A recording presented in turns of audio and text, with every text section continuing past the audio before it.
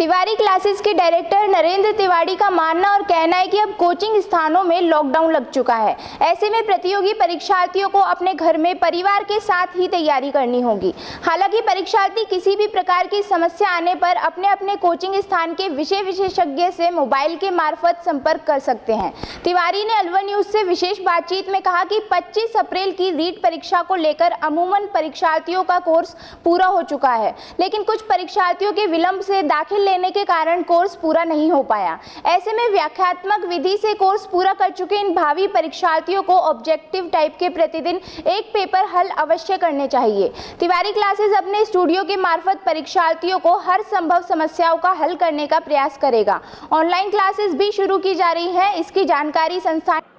सबसे पहले मैं अलवर न्यूज चैनल को धन्यवाद देना चाहूँगा कि इस कोरोना जैसी महामारी में भी आप लोग बच्चों के हितार्थ उन्हें किस तरीके से परीक्षा की रीट की तैयारी करनी चाहिए, इस समाचार को बच्चों तक पहुंचाने के लिए यहाँ हमारे ऑफिस तक आप पहुँचे, आपका बहुत बहुत धन्यवाद। जहाँ तक सवाल रहा कि किस तरीके से इस कोरोना काल में बच्चे जो है कोचिंगों में लॉकडाउन लग चुका है और किस तरीके से बच्चे प्रिपरेशन करें, तो मैं तमाम प्रतियोगी परीक्षार्थियों को, तमाम उन बच्चों को यह सूचना प्रेषित करना चाहूँगा आपके चैनल के माध्यम से जो रीट भर्ती परीक्षा की तैयारी में संलग्न है।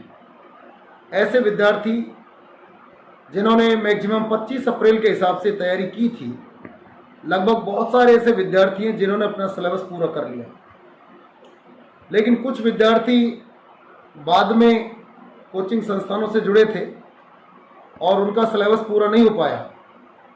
अब मैं आपके चैनल के माध्यम से उन बच्चों को ये सूचना देना चाहूँगा कि कोर्स पूरा करने की तो बहुत दूर बात है, अब तो ये कहावत है जान बची तो लाख हो पाए।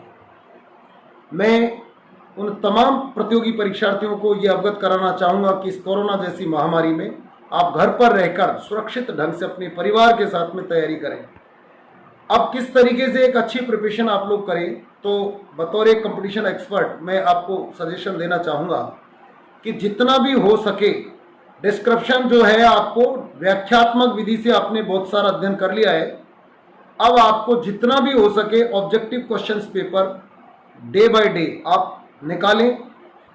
डेली के डेली 1 या 2 पेपर आप निकालें। अगर आप इस ऑब्जेक्टिव क्वेश्चंस पेपर की मुहिम को शुरू कर दें और पेपर होगा तब तक आप लोग अगर ऑब्जेक्टिव क्वेश्चंस पेपर हल करेंगे, मैं जहाँ तक समझता हूँ ऐसे बच्चे जब भी भर्ती परीक्षा होगी उसमें सबसे आगे रहेंगे। ये मेरा बतौर 22 वर्ष का एक्सपीरियंस के तौर पर मैं आपसे बात कर रहा हूँ कि आप लोगों को ऑब्जेक्टिव क्वेश्चन पेपर अच्छे से हल करने हैं। रूटीन में आप लोग डेली 1-1 पेपर निकालिए और अगर 2 निकालते हैं तो आपके लिए बहुत बेहतर हो सकता है। अच्छी पुस्तकों को पढ़ें। अगर किसी प्रकार की बच्चों को कोई समस्या होती है तो जो भी संस्थान आपसे सरोकार रखते हैं उन संस्थानों में आप फ़ोन करके और एक्सपर्ट से अपना जो प्रॉब्लम सॉल्यूशन है वो आप कर ले सकते हैं। हम हमारे संस्थान की बात करते हैं, हम अपने स्टूडियो के माध्यम से बच्चों को प्रॉब्लम सॉल्यूशन भी कराएंगे, स्टूडियो के माध्यम से ऑब्जेक्टिव क्वेश्चन पेपर्स भी हल कराएंगे। आप सभी से, न केवल हमारे संस्थान से सरोकार रखने वालों से बल्कि सभी प्रतियोगी परीक्षाओं से मेरी अपील है कि वो सभी हमारी ऑनलाइन क्लासेज को लें और उस ऑनलाइन क्लास को लेकर के लाभान्वित हों।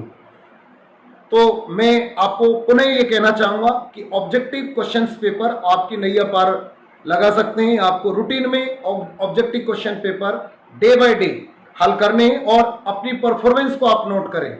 आप देखेंगे कि 7 पेपर के बाद 8वें पेपर में आपकी परफॉर्मेंस अपने आप इंक्रीज होने लगेगी और अगर आप 20 पेपर हल करते हैं तो 20 पेपर तक तो मैं कहूँगा इंक्रीज नहीं बल्कि आप सिलेक्शन के प्रमुख दावेदारों में से मैं आप काउंट होंगे।